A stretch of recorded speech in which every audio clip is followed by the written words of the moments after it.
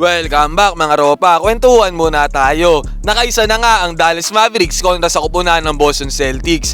3-1 na ang serye, abante ang kupunan ni Jason Tatum na Boston. At sa Martes, 8:30 AM, gaganapin na ang Game 5 sa home court mismo ng Boston. Marami ang nagsasabing nagpatalo lang daw ang kupunan ng Boston Celtics sa Dallas Mavericks sa Game 4 para sa harap ng mga fans sila mag-champion at mag-celebrate. Ngayon mga ropa, after 4 games, sa wakas ay nakaisa na rin ang kupunan ng Dallas Mavericks. Ngayong Game 5, ano sa tingin nyo? Makukuha pa rin ba ng Dallas Mavericks ito o magta-champion na ang kupunan ng Boston Celtics? Sa pagkapanalo ng Dallas noong Game 4, ang naging key factor nila dito ay ang pag-step up ng kanilang role players at bench players. Sa katunayan, ito ang mga naiambag ng mga players ng Dallas Mavericks para matambakan nila ang Boston Celtics ng ganoong kalaki sa Game 4. Samantalang ang dynamic duo naman ni Jason Tatum at Jaylen Brown ng Boston Celtics ay naging maalat ang gabi, scoring 15 points and 10 points only. Ngayon, bakit ganito ang baba ng produksyon ng mga players ng Boston Celtics, lalo na ang kanilang superstar duo? At samantalang ang produksyon naman ng mga players ng Dallas Mavericks sa Game 4 ay biglang nagtaasan or nag-step up sila. Anong nangyari?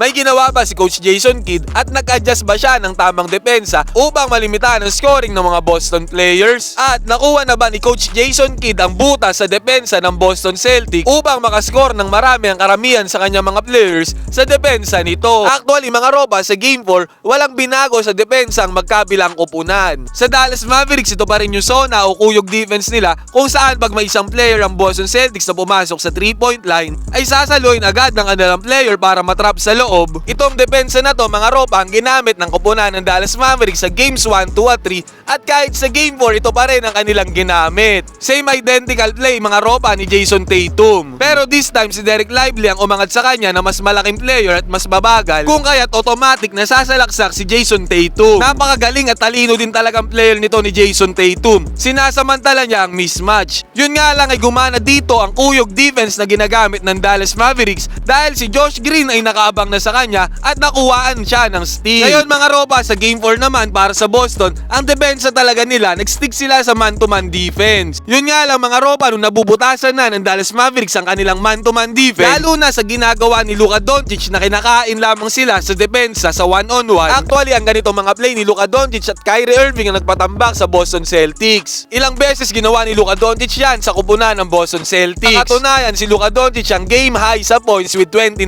points. Noong na-realize ang Boston Celtics na hindi na nila kaya sa man-to-man defense ang kupunan ng Dallas Mavericks, gumawa naman sila ng adjustment kung saan sinubukan nilang i-double team or mag-send ng help kapag itong si Luka Doncic o Kyrie Irving na ang may hawak ng bola. Yun nga lang ang naging consequence ito, bilang isang magaling na passer itong si Luka Doncic at isang matalinong player, kinapitalize niya ang pag-send ng help ng Boston Celtics sa kanya, kung kaya't nakakalibre ang kanyang mga kampe sa 3-pointer katulad nito.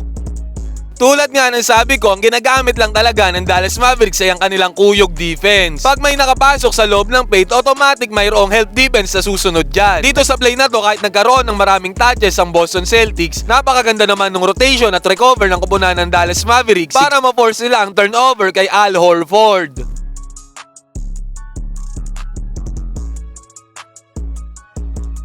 Ngayon mga ropa, bakit ko sinasabi to? Kung ma-execute perfectly ng Dallas Mavericks ang ganitong depensa, kung saan nakaka-rotate at nakaka-help defense sila ng maayos sa 3 points, malaki ang chance nilang manalo sa Game 5. Pero kung hindi nila magagawa ng maayos to sa depensa, malaki ang chance ang tapusin na ng Boston Celtics ang Game 5 at sila na ang mag-champion. Masasabi ko kasing ang depensa ng Dallas Mavericks ay hindi pulido. Oo, nado-double team nila yung sasalaksak na player ng Boston Celtics, pero napakaraming chances at pagkakataon na kung saan hindi sila nakaka-rotate sa pinagpapasahan ng player ng Boston, lalo na sa 3 points. Actually, ito nga ang pangunahing dahilan kung bakit sila natalo sa Games 1, 2 at 3. Hindi sila makarotate ng maayos sa 3-pointers, sadyang nagkataon lang sa Game 4 na nag-step up talaga ang mga bench players at role players nila. Pero kung paulit-ulit na mangyari na ganito ang maging play ng Boston Celtics na nakakatira sila sa 3-pointers dahil sa ginagawang kuyog defense ng Dallas Mavericks at hindi sila nakakahabol o nakaka-rotate agad sa open man ng Boston sa 3 points, may kalalagyan talaga ang Dallas Mavericks na to. Kaya para naman sa Dallas Mavericks, dapat gandahan ni Kyrie Irving at Luka Doncic ang kanilang performance. Ganon din ang mga role players at bench players kung gusto pa nilang manalo sa Game 5. At isa pa nga ang help defense sila sa 3-pointers ng Boston Celtics. Kung magawa nila ito, makukuha nila ang Game 5. Ngayon mga ropa, what are your thoughts? Ano sa tingin nyo? Kaya bang manalo ng Dallas Mavericks sa Game 5 o magcha-champion na ang Boston Celtics? Pwede kayong mag-comment dyan sa baba, magkwentuhan tayo. Gusto nyo bang maglaro at manalo? I-click lamang ang link na nasa comment section at gamitin ang promo code na ANGALIS. Piliin ang sports option to get a chance na makakuha ng 12,000 bonus sa inyong unang cash in.